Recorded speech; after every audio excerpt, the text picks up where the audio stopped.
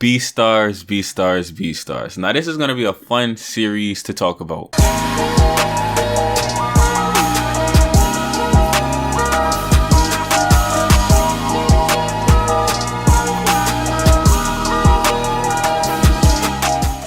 Now admittedly, this is not at all a series that I would check out, but the fact that so many people were recommending this to me, I was like, I have no choice but to check this out. And boy, I'm glad that I checked this out. I'm not gonna lie. So right off the bat, there's a couple of reasons why this isn't particularly a show that I would check out. One of them is the fact that it's in CGI, and I assure you that's nothing you should worry about.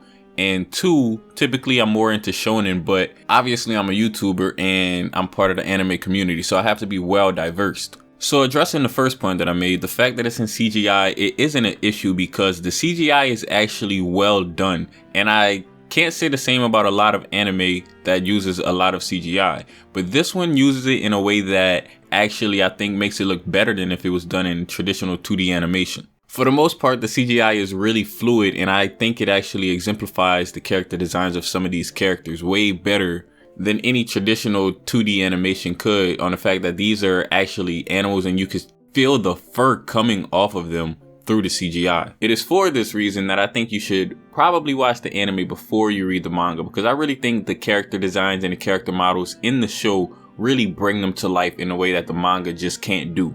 Surprisingly, this show has a really good dub. Usually I'm more into subbed anime due to the fact that I think that Japanese voice actors really show more emotion, but in this show, the dub hit different.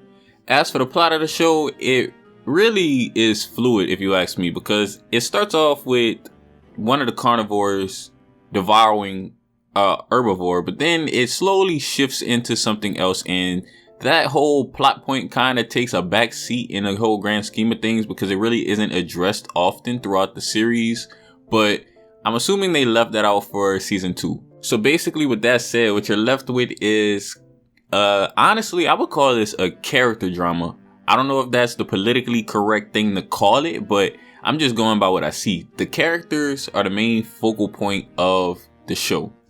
So before I tell you about the characters, I gotta tell you more about the world that they live in. So these are some anthropomorphic animals who can talk, but they're not like the Disney kind. Oh, not at all. Pretty much these guys are just like us, except they're animals.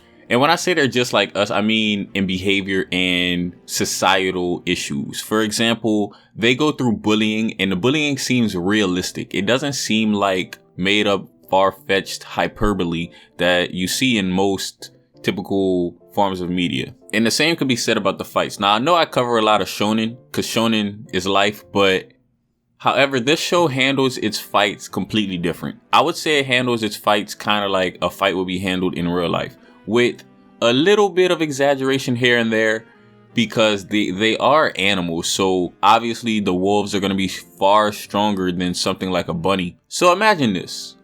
Someone says something that someone else doesn't like. So said person who didn't like it runs up and punches him in the face. But instead of humans, imagine a wolf running up to a deer and just hitting him right in the face with a fist. That's pretty much Beastars for you. It's a accurate depiction of what a person might come to expect out of this show. Other than that, back towards the characters. Now, since they're separated into carnivores and herbivores, their society naturally has a lot of prejudices. For example, a lot of the herbivores inherently think that carnivores are all bad, and that kind of is how real life is in certain aspects of the world. So this anime, while bringing us to a new world, it seems oddly familiar to the world that we actually live in. Even though these characters are animals, they represent us in a way. A lot of people online like to just call this some furry trash, but it's not. It's people, I can't tell if people are being serious or if they're joking, or maybe it's a mixture of both, but it's not. Don't let the furry stuff turn you off. Basically, the point I'm trying to get at in a nutshell is don't pass it up just because you think it's a weird furry show, because it's not. Legoshi is probably my favorite character. I would say this whole story is a coming of age story, but we can see him develop into a different character altogether. He's finding himself.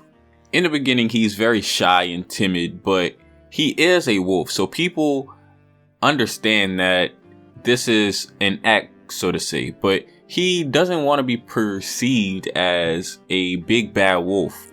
So he tries his best to be very nice to everyone, even though on the inside, sometimes his natural instincts kicking out of nowhere and they're like, man, just do it.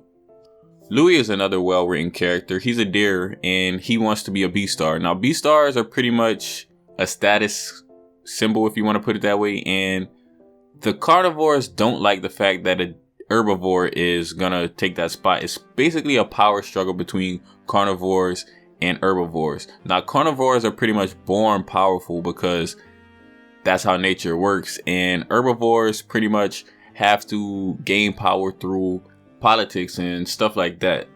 The soundtrack is really good, but honestly, I'm just gonna let it speak for itself.